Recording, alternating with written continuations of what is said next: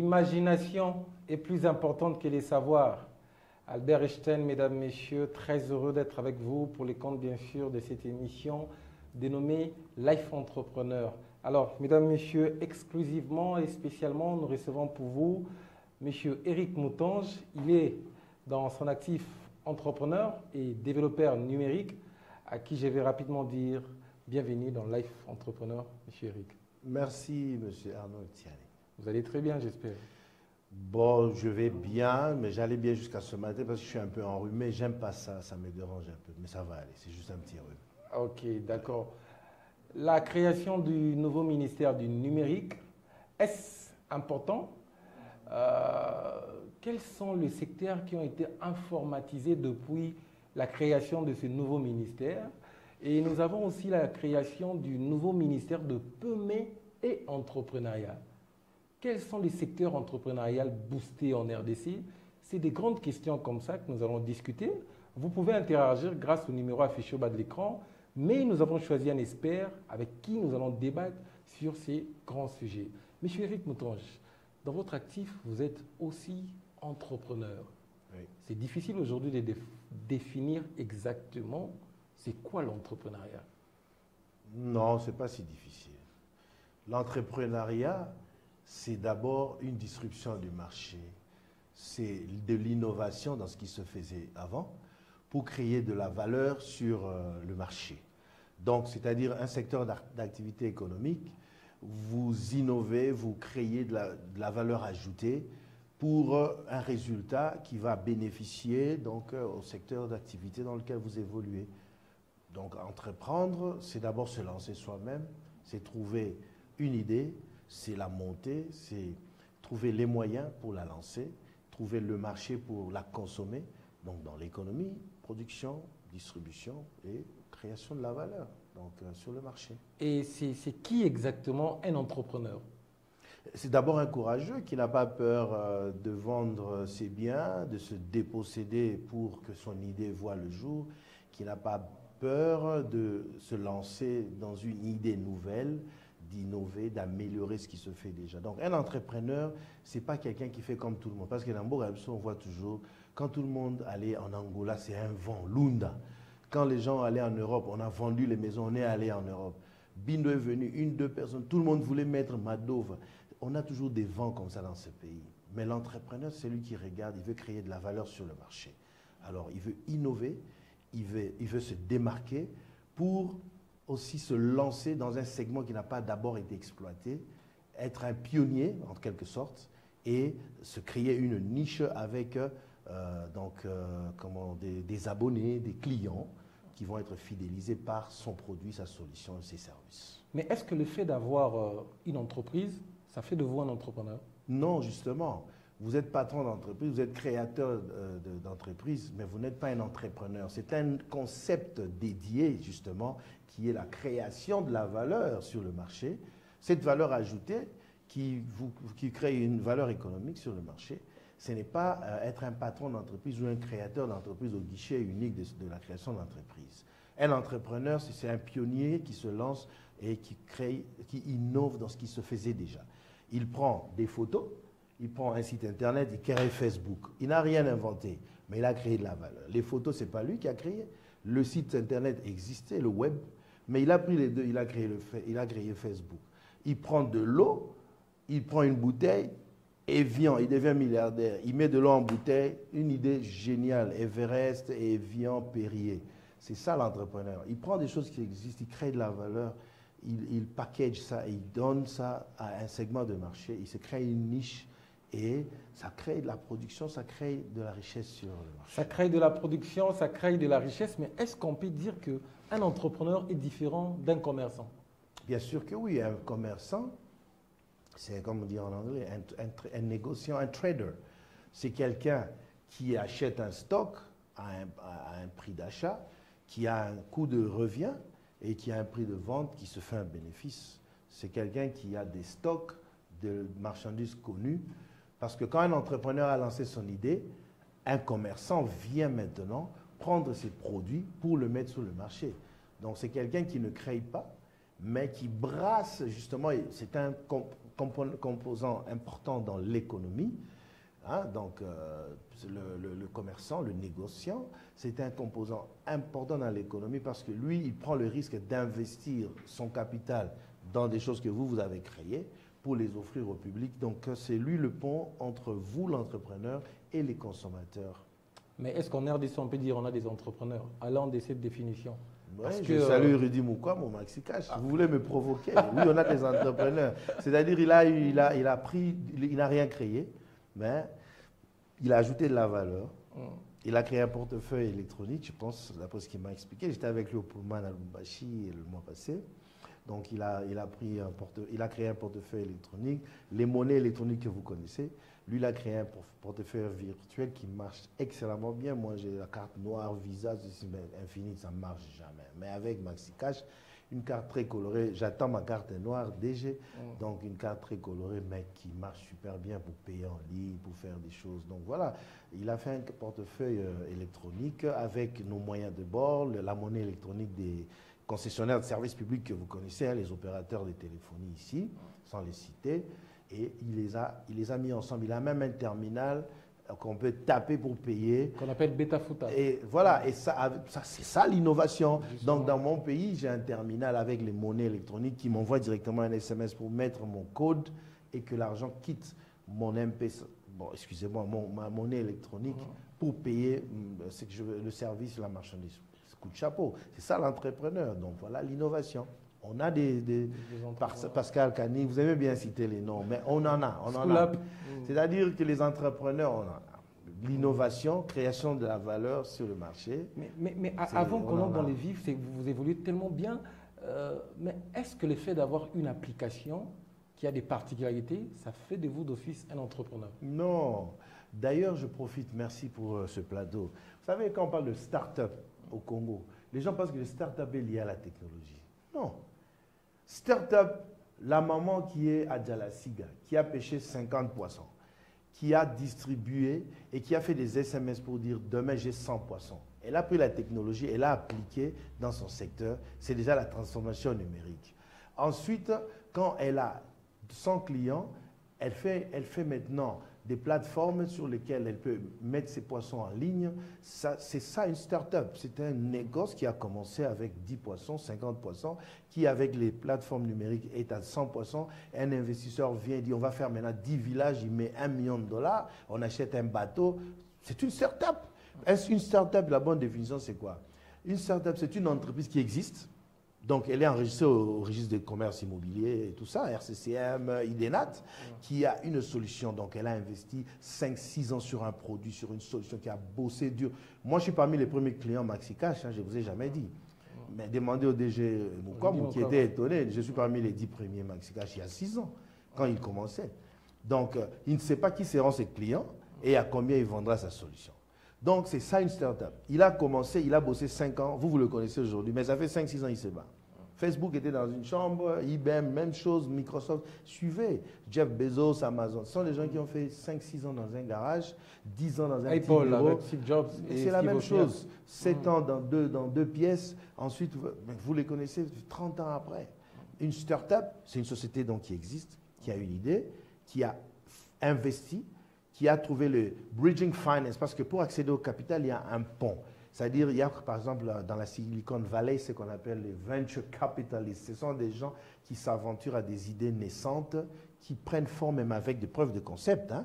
Les gens là ont vendu déjà des chaussures Catch, Nike qu'ils avaient à la maison. Ils ont créé le produit qui marchait à un stade embryonnaire, qu'ils ont présenté à un venture capitalist qui a mis de l'argent maintenant pour une plus grande preuve de concept et attirer maintenant les capitaux qui sera l'investissement initial de l'entreprise naissante. C'est ça une start-up. Maintenant, quelqu'un me disait, non, il faut financer les start-up. Définissez-moi les start-up. Non, il y a des jeunes dans la cité ici qui ont des bonnes idées, il faut leur donner l'argent. Moi, je vais te donner l'idée, je ne sais même pas si ça va marcher. C'est comme la bonne blague. Juste pour finir, un professeur avec beaucoup de ministres dans un avion, on leur dit non, l'avion dans lequel vous êtes a été développé et construit par les étudiants de l'université locale. Tout le monde est descendu. Maintenant, leur professeur dit, ah, il ne descend pas. Mais vous ne descendez pas, pourquoi? Il dit, non, j'ai tellement confiance en mes étudiants, Je sais que ça ne va même pas démarrer. Ça ne va même pas démarrer. Donc, on ne va pas tomber pour démarrer dans l'autre. C'est ça, d'avoir des idées, ça veut dire quoi les idées? Qui sait si ça va marcher? Ça ne va pas marcher. Donc, une start-up, ce n'est pas ça. Une start-up, c'est quelqu'un qui veut vendre des habits. L'industrie du luxe, par exemple, il y a une dame qui vient d'arriver, elle veut créer l'industrie du luxe congolais, des concepts de raffia, de ceci mis en moule et tout ça bien. Et puis, elle va aller sur les grandes plateformes, Cannes, les Oscars, tout ça, et tout ça, elle va présenter. C'est ça, un entrepreneur, start-up, d'ici 5 ans, peut-être ça va boomer. Donc, elle aura investi peut-être 100 000 $ dedans. C'est ça une start-up, c'est pas ce que j'entends ici. On pense que quelqu'un qui a fait un petit programme, c'est une start-up. Non, on doit changer le paradigme. Mais avant que j'entre dans les vifs encore, quand est-ce qu'on devient vraiment une start-up? Quand on a un produit, le produit doit d'abord exister. Vous avez écrit l'algorithme, vous avez écrit la formule, vous avez acheté les composants électroniques, les processeurs, l'intelligence, vous avez mis ensemble, vous avez fait le premier test, le deuxième, le 10e, le 50e, et puis ça marchait, ça a accroché, ça s'est stabilisé. Ensuite, vous avez fait un deuxième qui répond aux normes, donc votre algorithme peut être répliqué en Inde sans vous, vous envoyez en Chine, on fabrique. C'est que vous allez acheter une tablette chinoise, vous mettez votre nom, vous dites que vous avez fait une tablette. Non, vous avez créé, vous envoyez en Chine vos algorithmes pour réplication. Et maintenant... Non, attendez, vous êtes allé très vite. Non, je ne cite personne. J'ai dit, vous pensez que si quelqu'un achète un white branding, on met le nom, on dit qu'il a inventé une tablette. Et je vois des autorités, telle a fait une tablette, telle... Non, je ne cite personne. Ça veut dire quoi? Au royaume des aveugles, les bons ne sont rois. Donc quand vous êtes ignorant, on va vous vendre n'importe quel concept. Mais ce n'est pas ça. Quand on innove... Vous voulez nous dire ici, avec Dieudonné, sa tablette Motema... Dieudonné, c'est qui? Les gars qui a conçu la tablette Motema. Non, Pascal Kanik avec sa tablette Scula. Non, Pascal a créé quelque chose. Okay. Il a pris les programmes scolaires. Il les a dématérialisés, la numérisation. Je vous ai entendu dire un truc, mais je ne vais pas mettre la charrue avant les bœufs. Il a dématérialisé les programmes scolaires. Il les a stockés sur une plateforme, un périphérique qui accède à ces solutions dématérialisées pour faciliter la lecture aux élèves de manière digeste. C'est de l'innovation. Mais il n'a pas créé de tablette. La tablette, c'est une Android de quelqu'un en Chine. Mais il a créé la solution. Microsoft, avant de créer le Xbox, qui est le matériel, qui est d'ailleurs gratuit. Vous savez que Xbox, c'est gratuit. Ce sont les jeux qui s'achètent. Parce que Microsoft, lui, il vend l'intelligence artificielle, il vend la solution dématérialisée, le logiciel. Il ne fait pas l'argent dans le matériel. Pascal Kanik n'a pas besoin de tablette. Je le dis parce que je sais. Il ne fait pas de l'argent dans le matériel. Lui, il a sa solution propriétaire. Il fait de l'argent dans son propriété intellectuelle, je vais dire intellectual property, son propriété intellectuelle qui est dans la tablette. Il y a à boire à manger aujourd'hui. Vous voulez nous emmener dans la notion qu'on appelle le système embarqué, en fait? Je sais dire quoi, ça veut dire Français avec leur terme. Oui, par exemple, Ruben on dit, c'est lui qui a conçu le système Android, mais il n'avait pas besoin d'avoir les matériaux. Alors lui, il a conçu son système qu'il a vendu. Et non, il n'a jamais vendu. Oui. Non, pendant 10 ans, Android ne savait pas comment ils vont avoir l'argent. Je connais très bien. Ils ont programmé Non, ils ont écrit un système ouvert. Ils ont écrit un système d'exploitation des mobiles ouvert parce qu'ils devaient battre l'iOS. Donc, BlackBerry avait tout le monopole, Nokia est arrivé avec Symbian, mais en 2007, Steve Jobs arrive, il casse tout avec l'iPhone. Maintenant, il fallait contrecarrer l'iPhone et Google a créé l'Android, qui était une plateforme ouverte qu'il a laissé à tout le monde. Et la part de marché de l'Android a grossi parce que tout le monde tout le monde utilisait Android gratuitement, mais Steve Jobs a continué dans la qualité et l'argent. Il est monté, il a perdu la part des marchés, mais il avait toujours beaucoup plus d'argent parce que lui, il vendait aux gens. Je finis avec la question, justement. Voilà. Donc, vous voulez nous dire ici, celui qui conçoit une tablette, par exemple, il doit commencer par la programmation du système et puis l'équipement aussi. Non, c'est-à-dire quoi? Dans chaque téléphone, quand on parle de l'iPhone, on parle de tel phone, il y a toujours une particularité qui fait de ce phone différent dans son entrée sur le marché. Si vous avez fait, vous avez inventé, créé, je ne sais pas moi, un nouveau téléphone. Bon, on était à Samsung S5, on est passé à S6, mais on nous a dit ce qui a évolué. Quand on est allé à tel autre, on nous a dit c'est qui a évolué. Aujourd'hui, nous sommes, je ne sais pas à quoi. Moi, j'avais Huawei P30 Pro, mon dernier Android. C'était le meilleur téléphone du monde pour moi. Le jour où j'ai eu iPhone 12 Pro Max, c'était un autre monde encore. L'image est différente, la fonctionnalité, c'est différent. Les prix sont les mêmes, de $50 de différence. 1300, 1350. Mais ce que l'autre fait, c'est un autre monde. Mais avant ça, on rentre. Il était iPhone 11, iPhone X, on rentre à iPhone Air. Mais chaque fois qu'il est monté, il a dit mais vous créez maintenant une tablette. C'est différent en quoi de celui qui avait une tablette avant vous? Vous ne nous avez pas dit. Vous avez mis votre nom, vous voulez qu'on dise que vous avez créé une tablette. Mais non. Mais cette tablette-là, si l'OCC avait les moyens, elle allait vous dire où est-ce que vous avez... Quelqu'un avait fait une loi bidon ici, non? Côté Internet, d'abord la loi là avait pays. Vous n'avez pas entendu la saga? Okay. Le code du numérique, honorable a déposé à côté. À Bossé, Bénin, République du Bénin, à Kati, ils ont déjà un parlement d'abord. Sony. Heureusement, ministre Yassikao Lingi Mingi, ou attaqué Ngaï, mais tout solo là. Tant au ministre Béranda, et l'autre ali Bossona dans le bi et l'autre salité. On va arriver dans les numériques. Voilà. Non, ça veut dire quoi? Au Zuka et locaux. Mais si quelqu'un maintenant fait pour vous prouver votre plagiat, mais on peut même vous réprimander, on peut même vous pénaliser. Alors très bien, on a ouvert cette émission avec les startups, l'entrepreneuriat, et vous avez très bien expliqué cela, les gens vous découvrent aussi. Je rappelle qu'on est avec l'expert en développement numérique, M. Éric Moutonge. M. Éric Moutonge, quelle est la santé de start-up congolaises actuellement? Bon, j'en connais pas beaucoup. Les start-up qui ont investi de l'argent, comme j'ai dit, les vraies start-up, j'en connais pas vraiment beaucoup. Je vois des gens qui se débrouillent pas mal. Dans la boulangette, pour payer mes études. Non, ça m'a pas. Donc, ça, Camille demande 45 kilos. L'émission en français, malheureusement. Oh, excusez-moi. Ici, vous ne voulez pas que je parle lingala. Bon, mais c'est notre langue. Hein. Bon, je vais parler français. J'espère que mon français est acceptable. De partout, on vous suit. Ah, d'accord, excusez-moi. Oui. Donc, moi, je suis un boulanger. Donc, je peux faire du pain, 45 kilos avec mes deux mains. Je tape du poing, je mets la levure, tout ça, je mets dans le four. C'est bien rouge pour payer mes études. J'étais boulanger. Mawanga 16 dans une boulangerie. Et le matin, j'allais à pied à l'école. Maintenant, je vous dis ceci.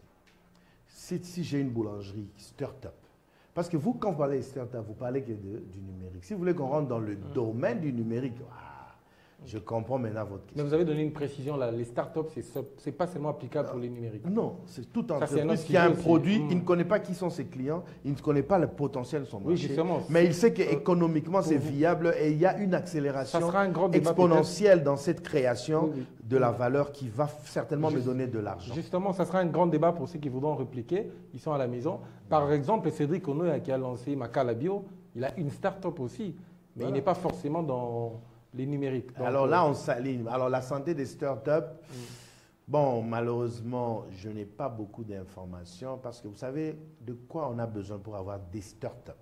Je vous ai parlé de la Silicon Valley. On a besoin d'abord du capital. À part le grand capital pour aller à l'échelle industrielle, on a besoin de venture capital. Ce sont des aventuriers, hein, des aventuriers capitalistes qui font des partenariats. Hein, ce sont des aventuriers, des capitalistes qui font des ventures, qui viennent avec vous, comme ils sont venus chez Facebook. Vous venez créer un truc, je vous donne $1000. $1000 seulement, à l'époque, qui peut-être est 10 000 aujourd'hui. Je l'ai été, hein, j'ai été venture capitaliste dans ce pays. Ça fait 5-6 ans, j'ai donné 10 000 qui se reconnaissent, 20 000 à tel. Essaye ton idée. Non, parce que les gens ne sont pas sérieux. Quand vous donnez 20 000, après 6 mois, il n'a jamais commencé. Après, il vous dit l'argent n'est plus là et tout. Maintenant, c'est des remboursements. J'ai laissé ça. C'est-à-dire la santé des gens comme nous, des aventuriers qui rêvaient et qui pouvaient faire des alliances, des ventures pour lancer des nouveaux produits, on en a besoin. On a même besoin de répertorier des gens comme ça, faire un bassin des gens qui ont $100 000 par trimestre, par exemple, pour mettre sur 2-3 produits, des jeunes hommes qui ont des bonnes idées. Au lieu que tu l'écoutes, tu donnes $10 000. Tu l'écoutes, je vais donner 30 000 ici. Tu es prêt à les perdre, parce qu'à l'époque, on pouvait se permettre. Donc, tu as un 100 000 à perdre. C'est ça, un venture capitaliste. Ça peut ou ne pas marcher. C'est un gars qui a un capital à perdre chaque année, qu'il décide en janvier. On n'a pas ces gens. Deuxième chose qu'on n'a pas, on n'a pas les gens courageux qui peuvent d'abord développer leurs idées. On a des rêveurs qui pensent que non, ce type-là, l'argent, il doit me donner pour que mon idée soit mise en place. Non, tu dois toi-même vendre tes habits, tu dois toi-même aller chez ton oncle. Tout le monde dit ici, Donald Trump, son père lui avait prêté le premier million pour qu'il commence ce business. Son père, c'est un constructeur. Tout Brooklyn et une partie de Manhattan, c'est son père qui a construit à New York. Les condos et tout ça, parce qu'avant les scrappers, il y avait des condos et tout ça que son père avait construit, qui n'était pas là avant le Big Apple. Maintenant, il lui a donné $1000, $1 million. On parle de Tata ici, qui a le monopole en Inde, il a construit l'Inde. Mais il a eu un crédit, je ne sais pas, de son oncle. On parle de Vanderbilt, des gens qui ont fait les chemins de fer aux États-Unis. La famille la plus riche qui, malheureusement, qui a tout perdu, dont Anderson Cooper 360, c'est leur héritier, le dernier des Vanderbilt. Ils n'ont plus rien. On a des familles, mais quand vous écoutez l'histoire, tel avait prêté $10 000 à son fils. Maintenant, les gens là n'ont pas le courage d'aller chez un oncle, un ami, emprunter. Donc, on doit seulement te donner. Comme on dit chez nous, te cadonner. Donc, ton idée, tu dois emprunter moyennant des collatéraux. Si je ne réussis pas, ma voiture devient à vous. Il faut s'engager. Le FPI, vous ne savez pas, finance des gens ici. Le FPI. Mais les gens ont des idées, ils vont au FPI. On va réinventer la roue. Association des saisie, on a le fonds de promotion de l'industrie. Si vous avez une idée, vous avez travaillé à petite échelle, vous amenez vos états financiers sur un semestre, une année, le fonds de la promotion de l'industrie peut analyser votre idée et vous donner des financements. Ça existe déjà. Alors, vous avez recommandé quelques personnes, vous avez vu que c'était... Non, pas recommandé, ça existe, leur bureau est là. Vous on a l'ANAPI, l'Agence nationale de promotion de exemple? l'industrie qui enregistre les projets. Parce que moi, quand j'ai posé la question, ils m'ont parlé, c'est pas de la publicité des Diaming qu'ils ont accompagné, mais vous avez quelques modèles business, entrepreneurs. Vous savez, avec ce qui se passe avec l'IGF aujourd'hui, on redécouvre que c'était un club d'amis qui donnait des deals à leurs amis. Oui. Et justement, c'est ça. Alors, c'est pourquoi on a même suspendu, je crois, le DG. Oui, oui. C'est-à-dire, bon, l'idée était bonne. Ça, c'est ce que moi j'ai dit.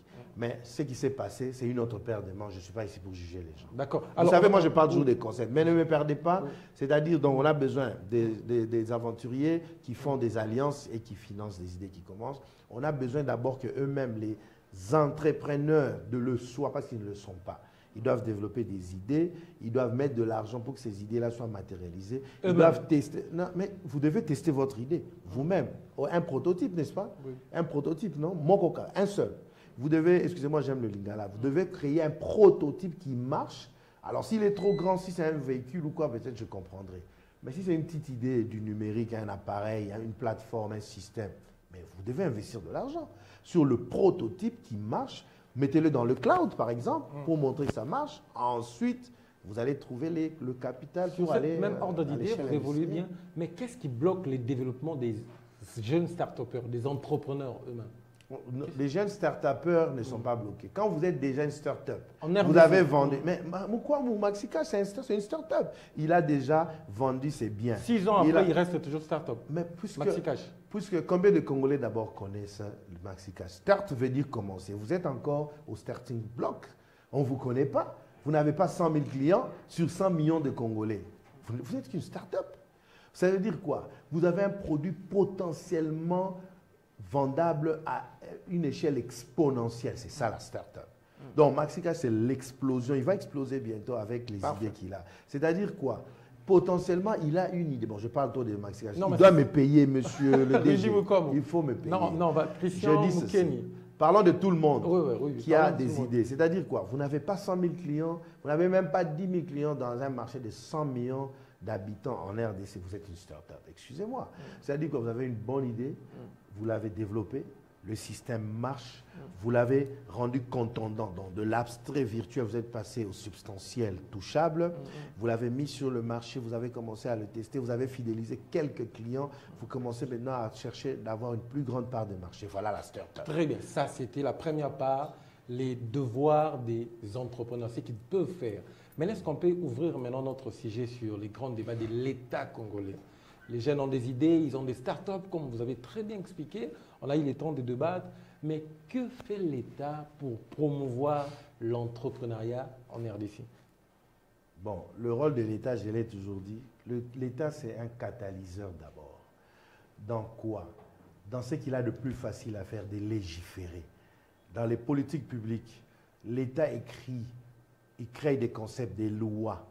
Au-dessus de la Constitution, il y a les lois sectorielles. Les lois sectorielles, on descend dans les lois ad hoc, qui sont les décrets, les arrêtés ministériels, les mesures d'encadrement, les modalités pratiques, etc.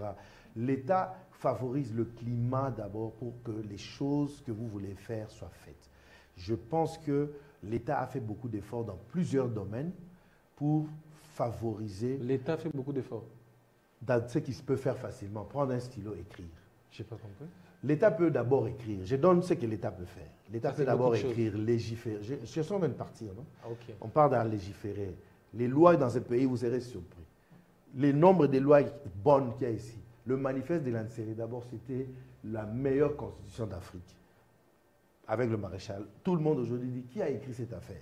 Les vieux du bureau politique de Mobutu, là, à l'époque, c'était des génies. Bon, Tshisekedi qui avait d'ailleurs, le papa, Feu Étienne, c'est lui qui avait d'ailleurs dirigé beaucoup de commissions en tant que juriste. On a appris ça après. Le manifeste de Landsere. Donc, en termes de légiférer, si vous apprenez le nombre des lois, les mesures d'encadrement, le code des douanes, vous avez déjà lu cette affaire-là, le code des assurances, vous allez être émerveillé, vous allez commencer à applaudir nos papas. Ils sont non, je vous Mais non, l'État légifère. Ensuite, qu'est-ce que l'État peut faire? Très Écoutez, bien. On peut relancer l'économie de plusieurs manières. Comme un invité que vous avez un jour appelé dans une de vos émissions avait parlé du bon de commande publique. C'est-à-dire l'État peut créer des projets comme Joe Biden. Il va prendre de l'argent, de la dette dans le Reserve Bank, la Banque fédérale, pour la rénovation des infrastructures vieillissantes. Si vous allez en Amérique, c'est vieux. Les gares, si vous allez dans les gares aux États-Unis, c'est crasseux, c'est gâté dans la rouille. Il va changer tout ça. Alors, il a fait ça pour relancer l'économie, par la dépense, par l'injection de l'argent pour la commande publique. On va faire des nouvelles gares, des nouveaux aéroports, on va réhabiliter les routes, les réseaux de télécommunications. Les gens vont avoir des commandes et ça va renflouer les caisses de leur entreprise. Ils vont payer des gens qui sont leurs employés. Les employés vont acheter des habits. Donc l'économie va bientôt respirer parce que c'est ça, la distribution de la richesse va être maintenant répercutée sur tous les segments de l'économie. Maintenant, malheureusement, nous, on a un budget de 5 milliards de dollars. Okay. Et 60 à 70%, je crois, va dans les salaires des autorités, la marge des institutions, pour ne pas dire 80. Et dans les 20% là, c'est pour subvenir à des petits besoins. On n'a pas de budget d'investissement. Déjà, l'État suffoque dans les assignations des ministères pour les recettes et ensuite l'exécution de ces dépenses-là pour s'assurer que les gens ont leur salaire à temps. C'est toujours 3 mois ici, 6 mois ici d'impayés. On n'a pas encore mangé. Dans la pyramide de Maslow, qui est la pyramide de besoins de l'homme, en bas, il y a manger, boire et dormir quelque part. Il y a 6 paliers. Jusqu'à arriver au niveau de Bill Gates lit 10 livres par jour. Non, il a déjà mangé, bu, il a une maison, il a tout fini, il commence à donner l'argent. Il est au-dessus, il lit que des livres.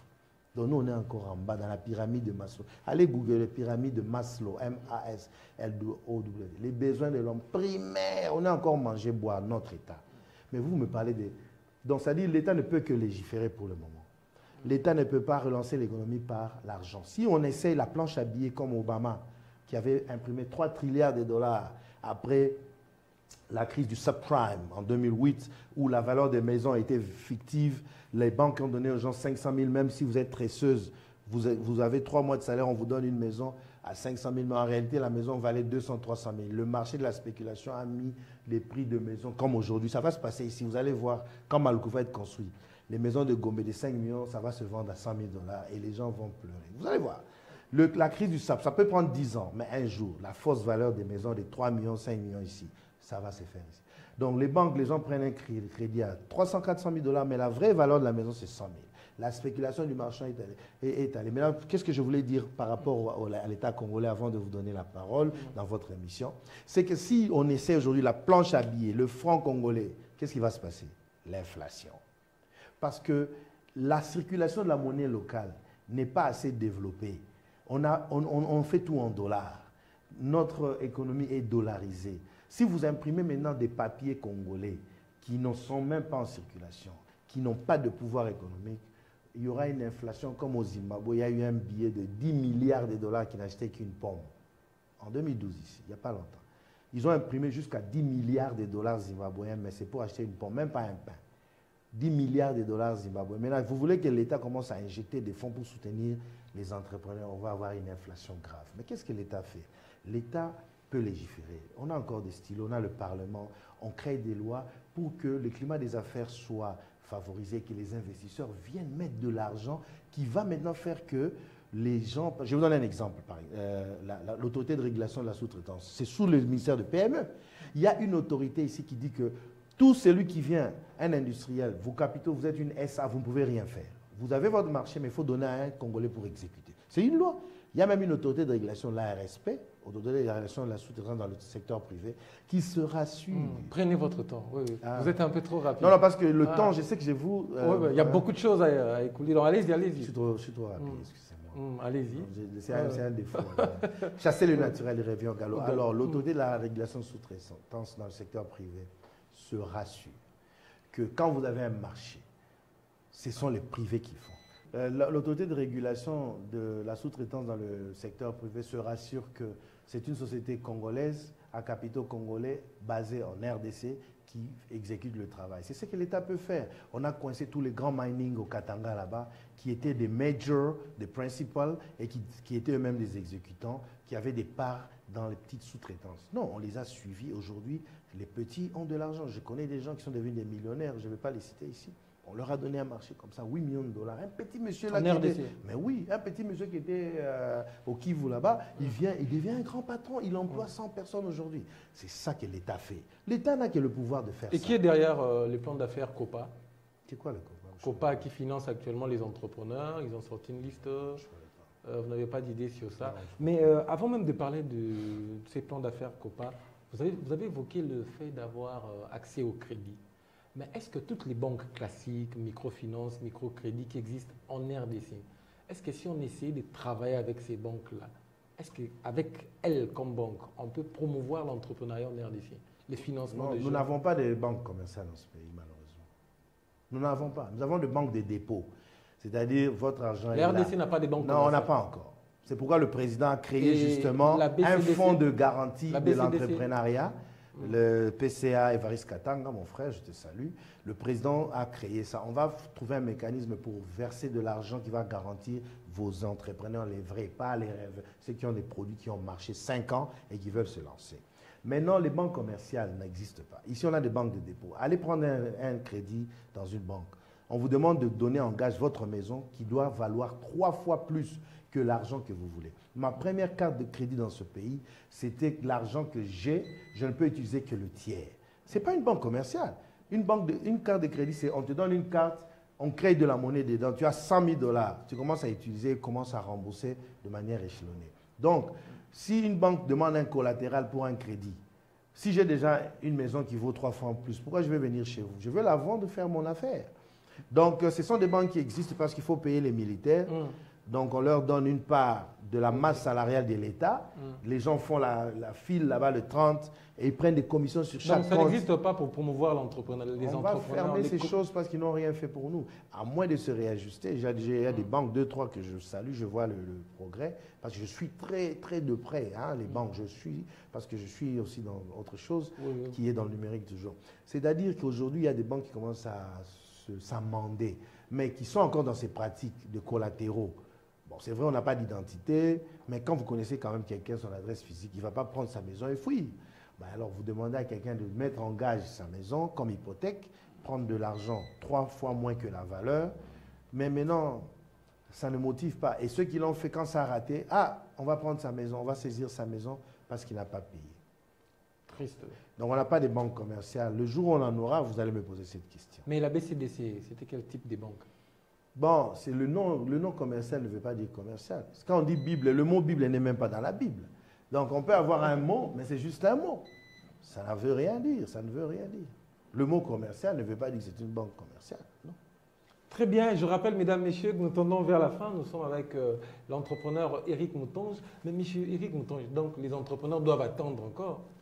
Non, il faut se lancer. Comment ils n'ont pas de financement? Comment ils n'ont pas de financement? Vous voyez le nombre d'immeubles dans cette ville qui sont en train de se lever. Allez à Goma. C'est pas aux politiciens? Non, je ne sais pas. Vous voyez seulement. Mais allez vers eux. À fond, nous avons parlé aujourd'hui pour la première fois de l'entrepreneuriat. Mais avant qu'on ouvre maintenant avec les numériques, à quoi sert exactement, sincèrement, hein, j'aime votre franchise, les ministères de PME et entrepreneuriat? Bon, ça sert à quoi exactement? Vous savez, vous devez comprendre comment fonctionne la mère patrie.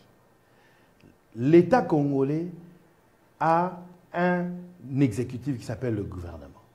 Et le gouvernement a un programme.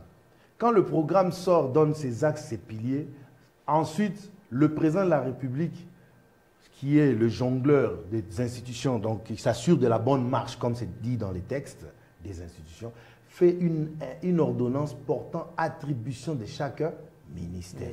Le bébé est né, je ne sais pas à quoi il va servir. Le gouvernement passé le 26 août, on a nommé les ministres.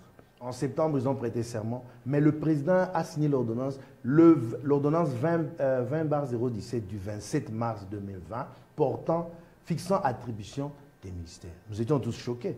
Le numérique a été donné à la recherche scientifique un peu, aux médias un peu, même pas au PT qui, heureusement, pour nous qui savons, tout ce qui est télécom, c'est ça le numérique. Les gens pensent que le numérique, c'est des applications. Non.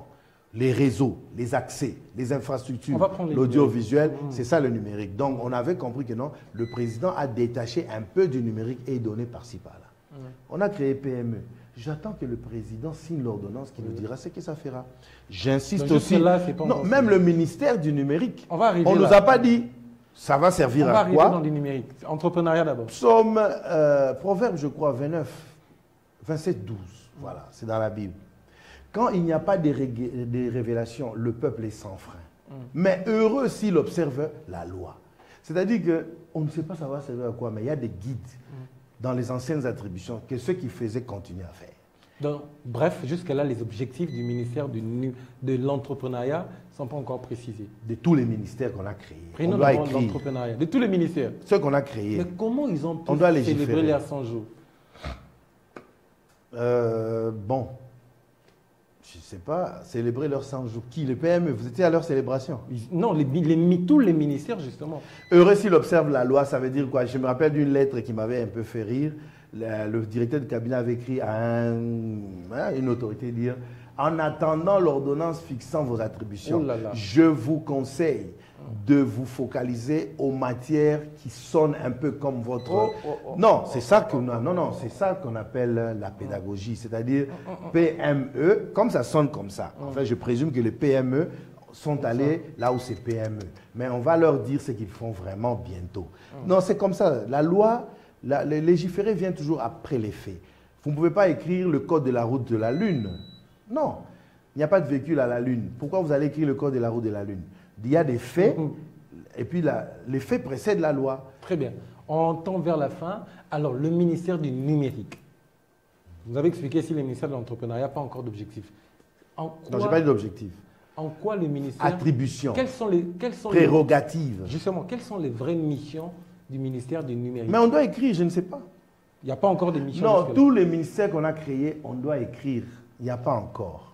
Mais maintenant, le non numérique guide les actions du ministre. Je vous donne un exemple. Le pilier 9 du gouvernement, qui a parlé de PT-NTIC, a dit mettre en œuvre le plan national numérique, qui, je l'ai dit 10 fois avec vous, n'était qu'une proposition d'un conseiller spécial du président de la République, c'est-à-dire membre d'un cabinet non institutionnel, qui avait fait une proposition. Non, la présidence, ce n'est pas une institution.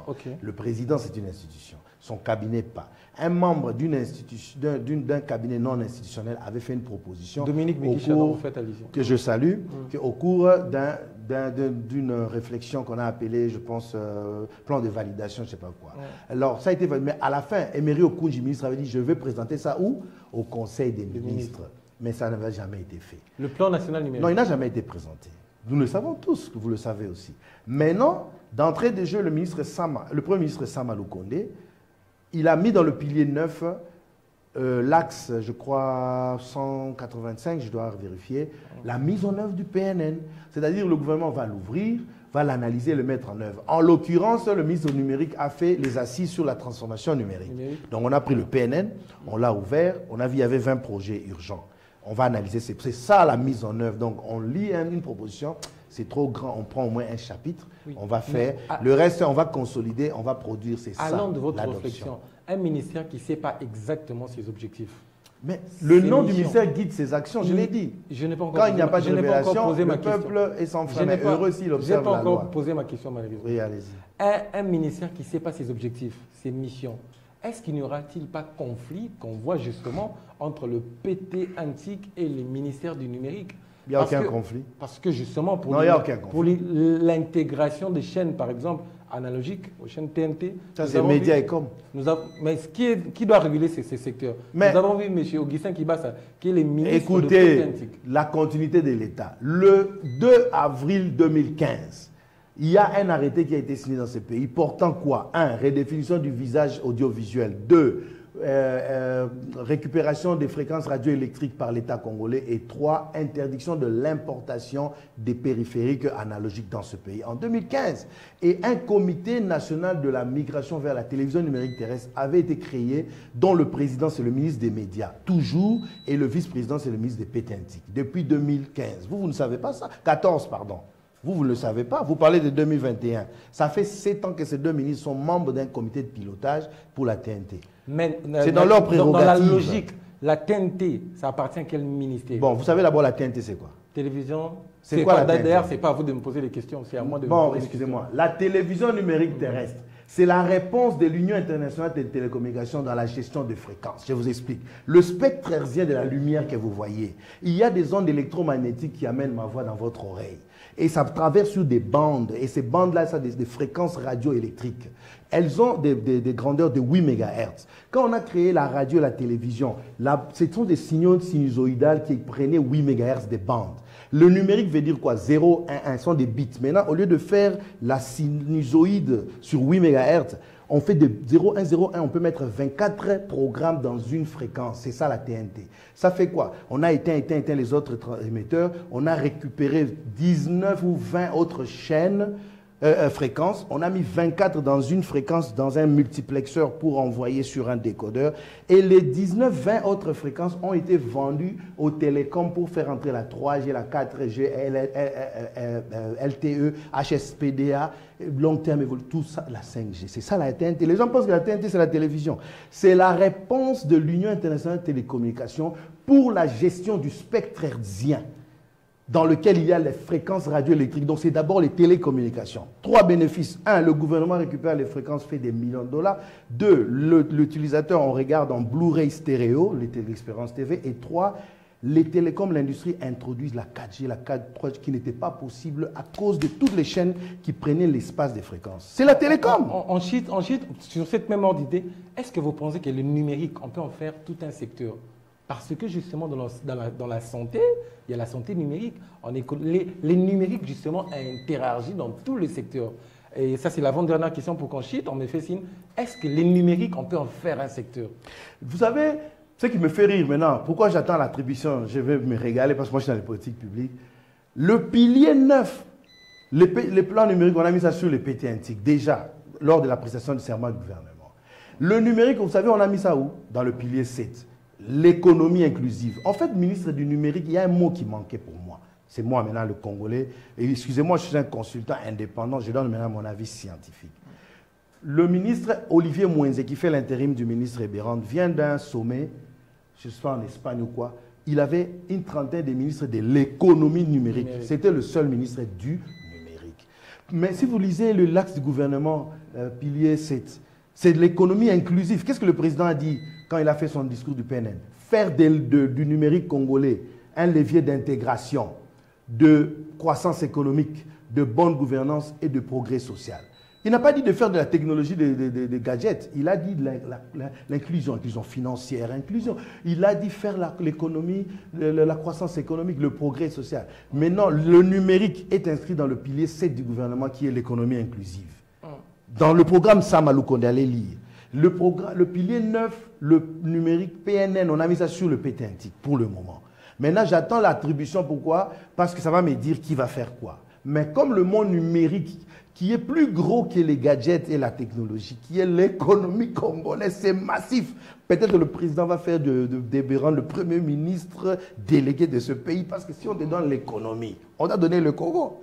Alors, moi, je suis calme, je veux me régaler, je veux lire ce qui va être écrit. Serez-vous prêt pour un grand plateau pour ce mardi pour qu'on parle seulement de l'économie numérique? Bien sûr. Et puis, moi, j'attendais des bonnes questions sur ce programme, sur le numérique, mais on n'a plus le temps, désolé. Vous avez pris beaucoup de temps dans l'entrepreneuriat. J'espère que j'ai été utile à votre émission. Trop utile. Et vous avez sorti là l'économie numérique. Je voulais d'ailleurs qu'on en parle. Et nous sommes arrivés à la fin pratiquement. Je ne dis plus rien. Oui, mais l'économie numérique, c'est le patron du pays. Nous sommes arrivés à la fin. C'est le numéro 1 du pays. C'est-à-dire, il prend les économies classiques que nous connaissions et il va dématérialiser l'administration publique. Il va bouger au tout numérique pour gérer les le numériques, pays. on ne peut pas en faire un secteur. Non, le mot numérique, c'est un stéréotype, c'est une acculturation stéréotypée trop figée. Mais l'économie numérique, c'est un concept global qui prend les économies classiques et il dématérialise l'administration publique pour en faire un nouveau mode de gouvernement qui est l'administration électronique, e-government.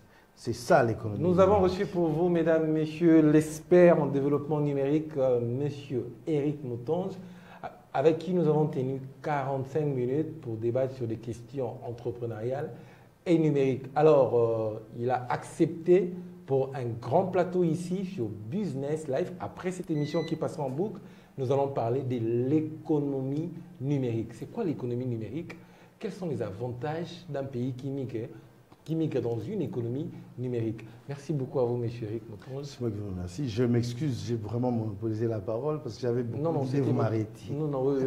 Vous avez posé beaucoup de questions. Justement. En 2 minutes. Vous avez accepté de faire cette émission avec nous. Merci pour votre expertise. Je ne sais pas pourquoi vous ne faites pas l'intérim de M. Ebéron. Avec tout ce que vous avez comme savoir, la politique, ça vous intéresse moins? Jamais. Ce n'est pas parce que les choses sont difficiles que nous n'osons pas, mais plutôt parce que nous n'osons pas que les choses deviennent difficiles. Frédéric Sénèque, mesdames, messieurs, une nouvelle manière de faire la télévision, une nouvelle façon d'apprendre aux jeunes comment travailler sur l'entrepreneuriat et développer leur start-up. C'était la présentation Arnold de Tiani Sino. Portez-vous bien. Bonsoir chez vous.